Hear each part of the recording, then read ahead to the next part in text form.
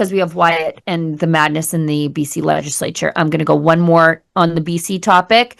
NDP MLA Stephanie Higginson says she won't support the Drug Use Prevention Education in Schools Act because she finds, and this is madness, explicitly discouraging drug use to be deeply concerning. Let's watch this.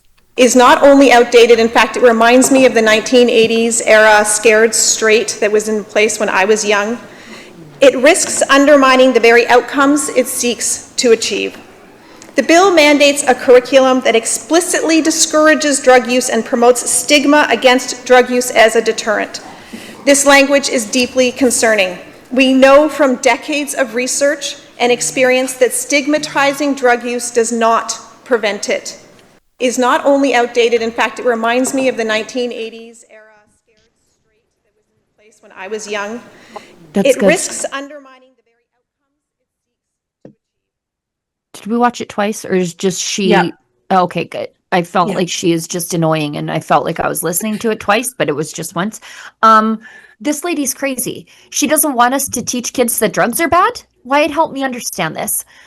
Well, apparently she also wants to remove all of the health warnings off of cigarette packages because apparently those don't work, and all other deterrents are also apparently just an oppression against the addicted or something like that, that we're actually going to, oh my goodness, shame someone for doing something shameful. You actually should be re-stigmatizing the use of drugs. You should actually mock people for thinking about using drugs or using them. Well, that's mean. Who cares? I think it's kind of mean to be using meth and crack on the side of the street and turning other people's cities into just open asylums. I think that's kind of a bad thing. But it's just, again, these people are so ideological that reality just doesn't make any sense to them. The idea that somehow it was bad to tell people not to use drugs, like, I don't even understand. That's just naysaying. That's just simply naysaying the other side. Saying maybe people should not use meth, and saying, well, that's actually very unhealthy to tell people not to use meth. Right. Reminds me of the fat acceptance people. I'm like, well, but this is the state of the NDP. Like, you go to Vancouver and you're like, this is a beautiful city. But there are parts of it that are absolutely taken over by drugs and the crime and social decay which follows. And it's never going to change as long as you have a government that is saying, well, the next generation of drug addicts, we're not going to intervene to do anything. We don't want to educate those people at all. It would be unkind and uncaring to tell them that maybe you shouldn't put things in your body that were cooked in a trunk of an abandoned car. Either one of them. Compassionate care is definitely a better option than free supply. And I think we're proving that here in Alberta. Yeah. But it truly is insane, the fact that they think, Look at this. It doesn't matter what the drug is, you shouldn't be stigmatized. The fact that she can't even say that, like at least one drug is, not acceptable. How what does it take? What does it take to say, this should be off limits? Yeah. Well, next she's gonna say that we shouldn't be stigmatizing telling kids not to run with scissors. Right. Well, they're just bringing the drugs straight to the playgrounds. I heard. Well, I mean, they're not anymore. I understand, but they're just straight supply right to the youth. Yeah. Well, this is a woman who's saying that she's A-OK with normalizing social dysfunction like this for children, telling children, the next generation. No, nothing about this is bad. Don't believe your eyes, don't believe your ears. And if she can apply that to children so easily, like, look, nothing about this that we're seeing right here is normal or okay, nothing about it. And yet she would tell children that it is, that making this socially unpopular and really non-tolerated. This should not be tolerated in a polite and civilized society. And yet that's what she would tell children. What else would she tell them? There's a lot of work and preparation that has to go into getting them ready for the job market. It's not just about hammering out a resume, it's about making sure that they have the adequate supports. Some people don't often realize some of the struggles that some of these people go through. Not only are they connected to the work, but they're also connected to our whole mission and what we do as an organization.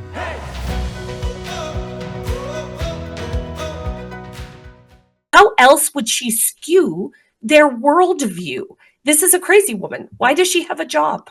Right. And this is what you saw there is a generation and a half of the safe supply experiment. Do you think it has worked?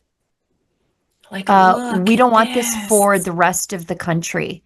You know, if it worked, it wouldn't look like this. It doesn't Yeah. work. And one of the first things that they will tell families, I'll say the medical establishment and the police and the psychologists trying to help families navigate having an extreme addict in their family is they'll say, cut them off, quit giving them money.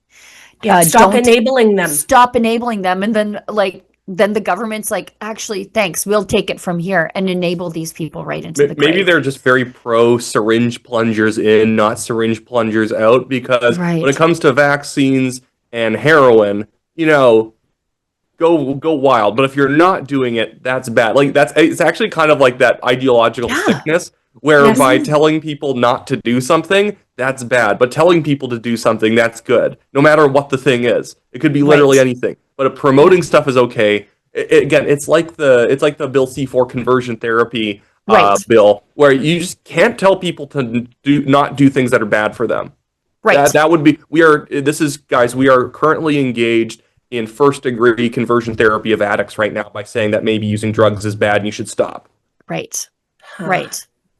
By the way, I dug up the name of that doctor from the Canadian Association of Physicians for the Environment, the guy from Alberta who just annoys me to no end, and his pesky little daughter, Joe Vipond. I just remember Joe Vipond. He's always worried about medicine's carbon footprint. I'm like, if I tick over my carbon footprint, are you going to pull the plug on me? And I bet he would. But yeah, during... Well, that's what, Sheila, that's what happens when these experts consider us pollutants.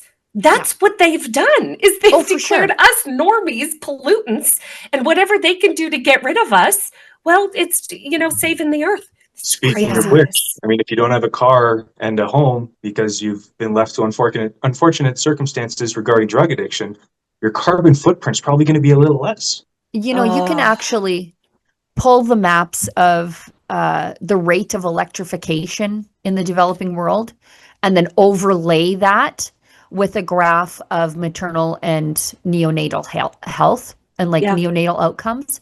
And it's like, the higher the rate of electrification, the better the outcomes for mothers and babies. But then you have doctors like this in Canada. And my favorite Joe Vipond thing was, you guys can't travel. You guys can't have Christmas. Wear your mask. Stay home to stay safe. I'm like, aren't you in Egypt right now? At the climate change conference? Like, stop it. It is personal growth for him that on his website he just has a picture of his normal face rather than that giant elephant mask he was wearing for like 4 years straight. There it was.